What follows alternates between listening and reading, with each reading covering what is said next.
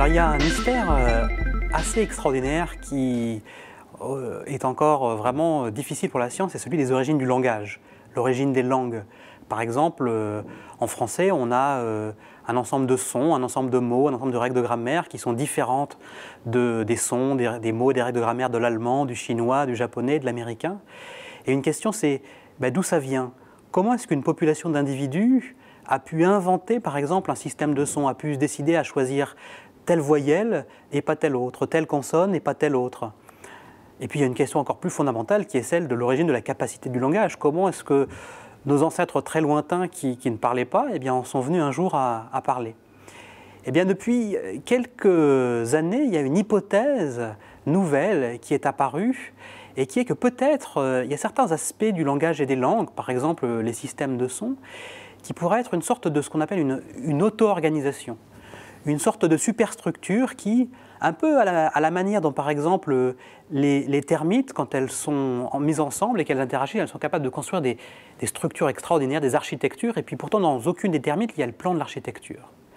Eh bien, certaines personnes ont émis l'hypothèse que peut-être les langues, on pourrait voir ça un petit peu comme les nids de termites, des superstructures qui se formeraient de manière un petit peu automatique, auto-organisées, à partir des interactions de paroles entre deux individus, entre les uns avec les autres, localement, et puis sans qu'il y ait un chef de la parole qui déciderait dans son coin pour tout le monde, on va utiliser ces sons-là et ces mots-là, eh bien, ferait apparaître et émerger une convention. Alors, ce genre de phénomène d'auto-organisation, il a d'abord été longtemps étudié en sciences physiques. C'est par exemple aussi ce qui nous a amené à comprendre la formation des galaxies spirales ou des cristaux de glace. Mais l'appliquer aux sciences humaines, l'appliquer à l'origine d'un phénomène social comme le langage, c'est très compliqué, c'est très spéculatif. Et pour le comprendre vraiment mieux, eh bien, il y a une approche qui s'est développée cette dernière décennie, celle qui a été d'utiliser les machines, et les robots en particulier, pour essayer de reconstruire ces mécanismes, de comprendre comment des interactions entre des individus relativement simples et des interactions relativement simples pourraient permettre, à l'échelle sociale de la population, à des structures comme le langage d'apparaître. Et ça, c'est vraiment le sujet du livre aux sources de la parole, à la fois comprendre le rôle de l'auto-organisation dans l'origine du langage, et puis aussi comprendre comment aujourd'hui construire des robots peut nous aider de manière assez surprenante finalement à mieux comprendre l'homme. Et donc par exemple, eh bien, j'y décris certaines expériences dans lesquelles on a construit des robots qu'on a dotés d'un modèle de conduit vocal qui permet de produire des sons, d'une oreille qui permet de les percevoir, d'un système nerveux entre les deux qui permet à deux individus qui au départ babillent un petit peu au hasard, de produire des sons un petit peu au hasard et sont capables un peu de s'imiter. Eh bien, on s'est aperçu que quand on met ces robots en interaction avec les uns avec les autres, ces robots babillants, eh bien, au bout d'un moment, alors qu'au départ, ils produisent des sons inorganisés, qui ressemblent à rien, eh bien, se cristallise, apparaît un système de vocalisation où il y a des voyelles, des consonnes, des syllabes organisées, des briques de Lego, même de sons, c'est ce que les linguistes appellent les phonèmes, qui apparaissent et qui sont réutilisés systématiquement. Et ce qui est aussi formidable, c'est qu'on s'est aperçu que si on faisait cette expérience plein de fois, eh bien une communauté de robots donnés allait inventer son propre système de langage, mais une autre communauté allait en inventer un autre, et puis une troisième encore un autre. Et ça, c'est extraordinaire parce que un des mystères des langues humaines, c'est d'expliquer la diversité. Pourquoi est-ce qu'il y a des systèmes de sons aussi divers? Il y a des langues, par exemple, qui ont 20, 25 voyelles. Il y a des langues qui ont 100, 110 consonnes. Il y a des voyelles qui sont très fréquentes, comme le A, le E, le OU. Il y a des voyelles qui sont très rares. Par exemple, en français, on a le AN, c'est très rare. Pourquoi? Eh bien là, on arrive à comprendre que des systèmes linguistiques conventionnels, culturels, peuvent se former et expliquent cette diversité.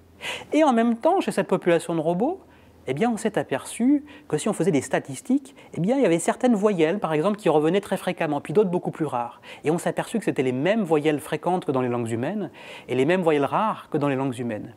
Et ça, on s'est aperçu que c'était dû à certaines propriétés du conduit vocal et de l'oreille qui interagissaient justement avec ces phénomènes d'apprentissage et d'imitation.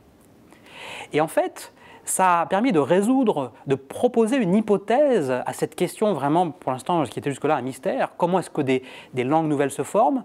Comment est-ce qu'un système conventionnel peut se former? Comment on explique la diversité? Et en même temps, comment on explique ces régularités entre les langues du monde? Eh bien ça, cette compréhension aujourd'hui qui commence, elle est rendue possible par ses expériences avec les robots. Une question qui va avec la question de comment est-ce qu'une population d'individus peut inventer une nouvelle langue, il y a aussi la question de comment tout simplement un individu peut apprendre et développer une langue nouvelle. Et ça, c'est aussi une question que, comme je l'explique dans le livre, la robotique a permis de considérablement éclairer, de reposer, de reformuler ces dernières années. Et par exemple, avec des expériences robotiques que je décris dans le livre, on s'est aperçu que des mécanismes liés à la curiosité, à l'exploration de son corps, c'est d'ailleurs ceux, par exemple, qui permettent à un enfant de faire bouger ses bras un petit peu au hasard au début, puis tout d'un coup de s'apercevoir qu'il y a des choses particulières devant lui qui s'appellent ses mains et qui sont particulièrement utiles pour manipuler des choses autour de lui, et que ces mécanismes d'exploration de son corps pouvaient l'amener progressivement à explorer son conduit vocal, qui produisait certains effets chez les autres, et progressivement à découvrir le langage. Et on s'est aperçu qu'au cours de ce développement, encore une fois, des phénomènes d'auto-organisation dans lesquels les mécanismes d'apprentissage et de curiosité interagissent avec les propriétés du corps et de l'environnement, pouvaient former des étapes du développement cognitif, du développement du langage, assez régulières chez les robots, mais aussi chez lesquels, de temps en temps, certains robots prenaient des trajectoires très différentes. Et pourtant, avaient exactement le même mécanisme et dans le même environnement. Et donc on s'aperçoit que on peut arriver à expliquer des trajectoires de développement, par exemple le fait qu'une capacité apparaît ou n'apparaît pas, ou apparaît dans un ordre particulier, qui peuvent être très différentes d'une personne à l'autre, sans forcément qu'il y ait un mécanisme, par exemple, qui soit cassé, entre guillemets, dans une des machines. Et ça permet de développer beaucoup notre intuition et notre imagination sur la compréhension des mécanismes du développement chez l'enfant humain. Aujourd'hui, effectivement, outre les questions fondamentales, il y a aussi tout simplement des questions de comprendre, pour certains enfants, des difficultés du développement individuel, ou alors des enfants qui se développent de manière différente. Est-ce que cela veut dire que quelque chose à l'intérieur de leur cerveau est cassé?